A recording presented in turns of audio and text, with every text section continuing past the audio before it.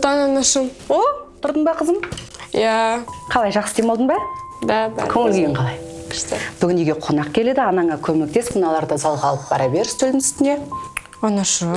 Не болды? Неге бәрі мен ғана істей беремін? Айым вообще ешнәрсе істемейді ғой. Ол да істесінші. Себебін білгелі ме? Иә. Қазір. Айым, Я, анашым. келе ғой. Мына тарелкаларды залға, столға бар, бүгін қонақ күтеміз. Жарайды.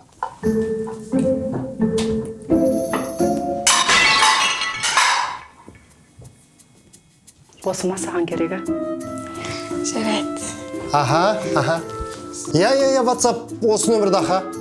Я осы нөмірге адресін жібере саңыз. Аха, жақсы. О, әкешім келіңіз отырмыз. Балам, сен бүгін кастингке бармайсың. Неге? Өйткені сен бір өтте маңызды кездесуге барасың. Ол кім? Гүлнұр Оразымбетованың өзі сені шақырып жатыр. Екеуің байқауда дөңетпен ойнайтасыңдар. Не болды? Қуаныш жағдай емес пе? Я, бірақ ол алдында мені өз офисіне шақырып еді. Менің саған ұсынысым бар. Бір жеті өткеннен кейін менің офисіме кел. Жарай ма? Жақсы, мен келемін. Бірақ мен бармаппын. Ой, сен бармадың ба не? Неге олай істедің? Мен ұмытып кетіппін, ал уәдені орындамаған адамдармен ешкім жұмыс істегісі келмейді.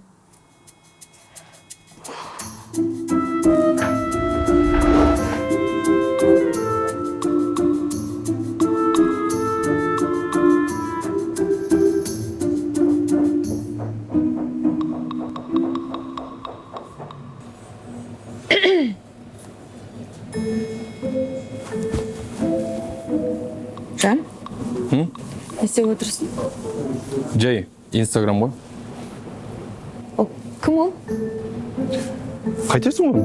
Сен одан да маған шай заказ бер. Шай? Бе? Шай ма? Шай жеңдер. Міне шай. Не болды сонша шолқын? Значит, точно левый біреу бар ғой, Не деп отырсың сен? Көрсетші қаны. Қайтесің оны алып Көрсетші, онда келсеші маған, берсеш. Зарядкасы өшейін деп тұр телефонның. Жеңдер. Өмір сүйтесің ғой сен. Значит, она тебе нравится, да? Кім туралы айтып отырсың? Мама, папа! Жан, не болды? Мама, бля, су бер, мама. Кан. Қақа. Іше ғой, су бер.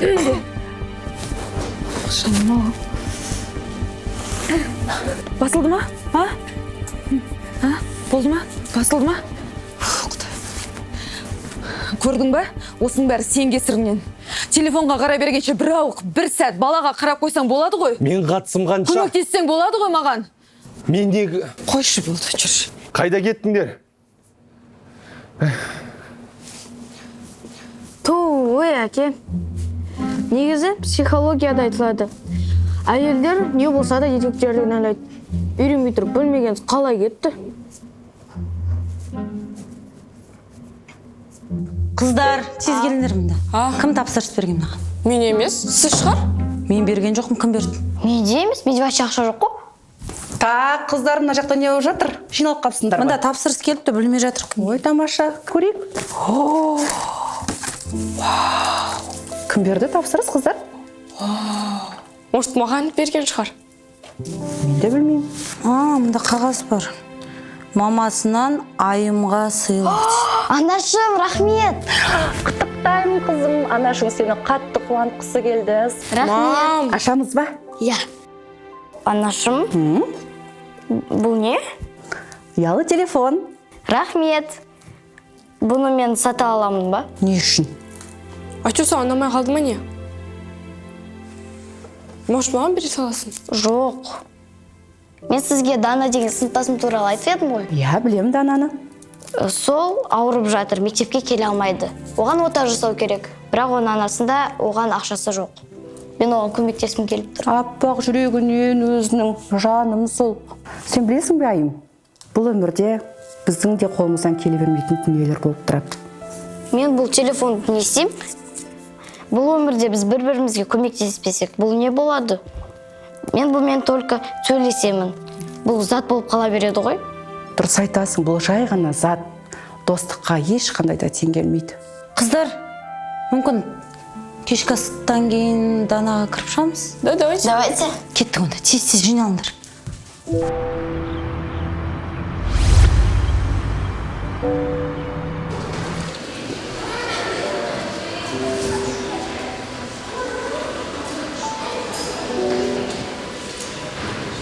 Алсайшы. Алшы. И алсайшы. Ал. И алшы. Пацаны, ала салыңдаршы мына флайер. Тоқташы. Мардан, көмектесші. Жоқ, сен бізге көмектес. Не істеп? Мына менің досым Айым. Оның құрбысы ауыр. Сондықтан да оған операцияға ақша керек. Оданша сен 1 сағат алшы.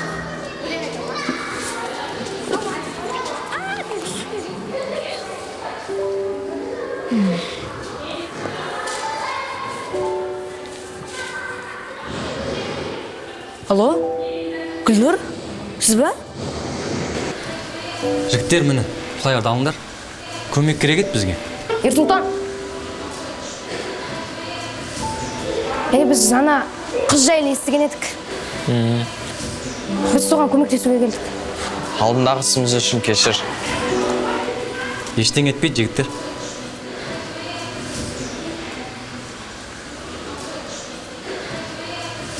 Міне, рахмет сендерге. Жұлдыз, сәлем. Мен сендердің әңгімелеріңді естіп, Дана жайлы сендерге көмек берсем бола ма? Давай. Айтпақшы, Жұлдыз, өткенгі істеген іс-әрекетім үшін кешірім сұраймын, жай көре алмаушылықтан болды. Кешіресің бе? Иә. Кстати.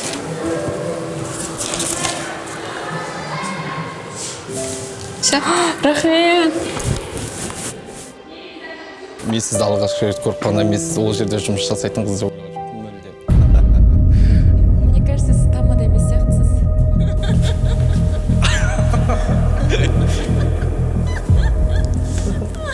Қайырлы күн. Алтынай. Кездесуді қара. Қалай? Қалайсың жаным? Жақсы. Арман. Жақсымын жаным. Өзің қалайсың?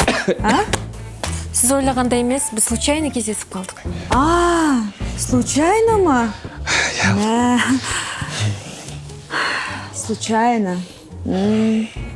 А мен күйеуім, менің күйеуім. Неге кофе ішпей отырған сізге қызық емес па? Мен айтайын. Өйткені ол сүт қосылған кофе ішпейді. Оның асқазанын қорытпайды. А еще ол қайнатылған кофе ішпейді. Өйткені дәмі бензинге ұқсап кетуі мүмкін да? Солай ма? А еще оның балға аллергиясы бар. Сіз оны білмейтін бе едіңіз? Кешіріңіз, мен сізді түсінбей тұрмын. Конечно түсінбейсің. Түсіну саған не выгодно ғой? Оның температура теткенін, оның асқазаны қалай ауырғатын, сен оның ішіне жел қарысқан қалай болатын түсінбейсің. Ол кезде нәскиіне дейін жердегі ала алмай қалатын сен білмейсің. Сен күйеуіңнің ауырып жатқан қалай болатын түсінбейсің, конечно. Қайдан түсінесің?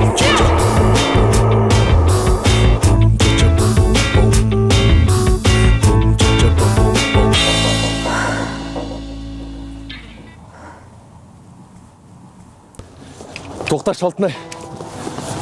Сөйлесейікші Алтынай, үндемей жүре береміз ба? Тоқташы. Бірден кендеші Алтынай. Бірдеңе. Мама, злойсың ғой? Алтынай, тоқташы енді сөйлесейік. Тамашы мені. Не дейін сенің есек екеніңді айтайын ба? Балалардың көзінше қажет емес Алтынай. Балалардың көзінше бөтен қатынмен құшақтасып отыра беруге болады екен ғой. Кім құшақтасып отырды? Қойшы енді Алтынай сөйлесейік. Ұстамашы мені, ұстама. Мен бүгін мамамен неге кетеміз өзің қаласың. Жоқ, Алтынай. Мамаң үйіңе бармашы. Сен үйде ренжіп отыра бер. Үйде мен кетейін. Саған үйден кетуге повод болса болды, я? Істеген адамсың сен.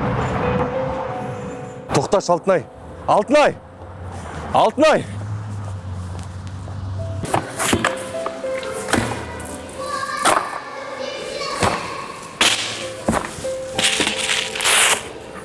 Ей, Айым, не істеп жатсың? Директор сатуға болмайды деді. Қап, дәл осындай шағын бизнесті құртады ғой олар. Сәлемет пе, кіруге бола ма? Сәлематсыз ба? Келе ғой, келе бер.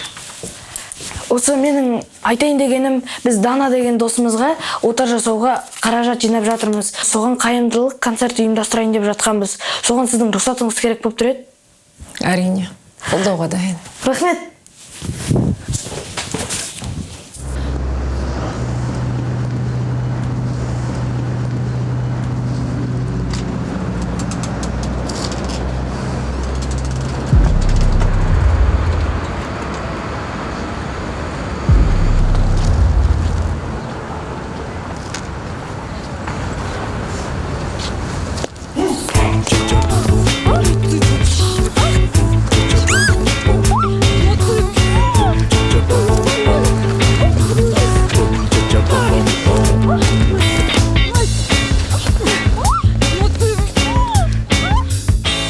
Мектеп қабырғасында мына кабинетте балалардың айқай-шуын үйреніппін.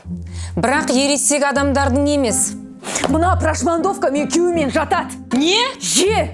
Бұл өтірік. Сіз жала жауып отырсыз. Мен сіздің үстіңізден арыз жазамын. Осындай әйелдер қалай жұмысқа аласыздар сіздер? Жетер! Тынышталыңыз. Аузыңызға ие болып сөйлеңіз. Мектеп қабырғасында бұндай сөз сөйлеуге орын бере алмаймын мен. Соны айтам. Мен екеуіңізге айтып отырмын. Егерде бір кісі өзін әдепті ұстау керек екенін білгенде, Сіз бірінші күйеуіңізге қарап алыңыз. Жоқ, бірінші өзіңізге қарап алыңыз. Сізден не үшін қашып кеткісі келгені енді түсікті. Себеп сіз жылансыз. Мынау өзінің қатесін, кінәсін түсініп тұрған жоқ қой? Болды, жетер. Вот жетер, мен қазір давлением көтерейін деп тұр сіздердің айқай-шуларыңыздан. Саған салтанат, бүгінгі іс-әрекетіңе выговор ұқтың ба? Ал егер де тағы да қайталанатын болса, ренжіме. Мен сені жұмыстан босатамын. Не выговор ғана бересіз ба? Сізге сол да аз болып тұр ма? Айналайын, босатыңызшы кабинетімді. Тез.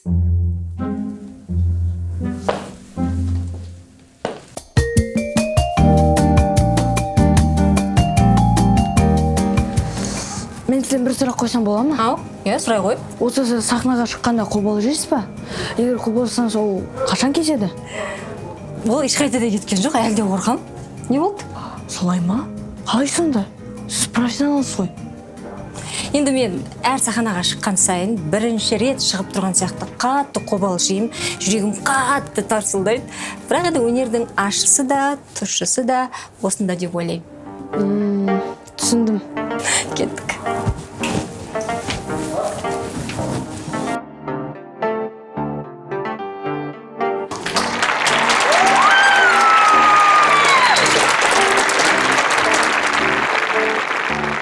Уланғайыр менің ұлы далам, нұрға толы сенің қойнауың, қымбат оның әрбір гүлі маған, жасыл желек әсем жайлауың.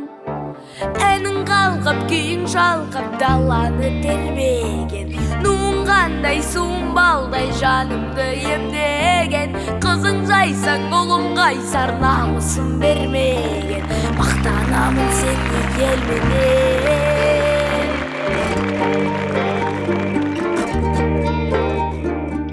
Кешірші мен Алтынай.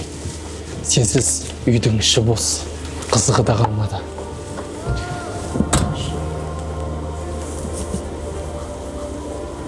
Алтынай, кешірші. Сен үйді шашқансың ғой, ә?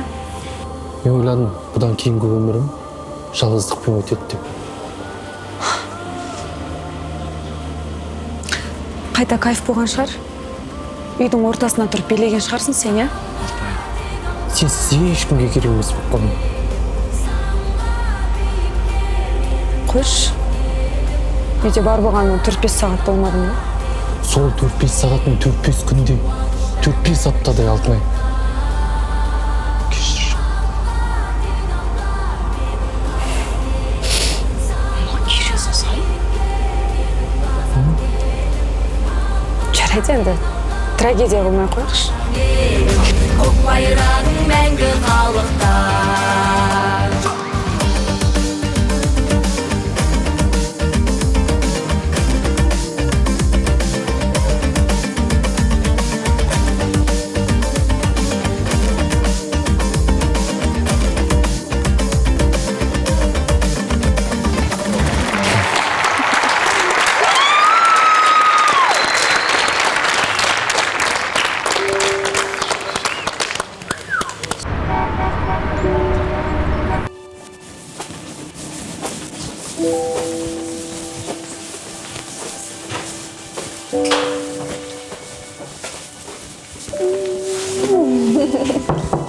Сала ма? Ой, қыздар келіңдер. Дана. Айым. Сәлеметсіз бе? Қалдарың қалай? Жасап қалыпсыз. Сіздер де қалай? Жақсымыз. Мынау Дананың отасына деген ақша. Бұны өзіміз жинадық. Бірақ өте аз. Қыздар, өздерің осыншама ақша жинап, сендерге көп рахмет, аппақ ниеттеріңнен сол. Бірақ біз бұл ақшаны ала алмаймыз. Неге? Бүгін Дана квотаға ілікті. Ол не? Енді Дананың емі тегін болады. Квота? Қуаныштымын, Дана. Енді сен мектепке келесің ғой, иә? Иә, сабаққа барамыз. Қазір мен келем. Сендерге де көп рахмет, қыз.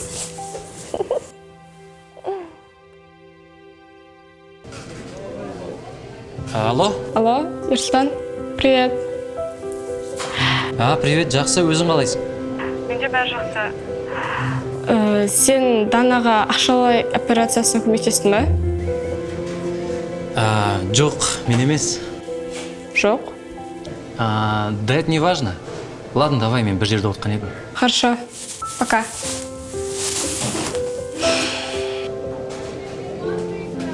Анашым, сізге көп рахмет. Шын жүректен. Балам, ризасың ба? Сен үшін тағы не істей алам? Жоқ, сізге и так риза болыптым.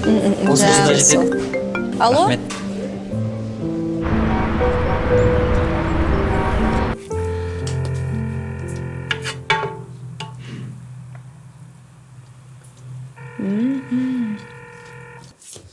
Туф, неге жауап бермейді? Кіммен сөйлесіп жатсың ба, Мардан?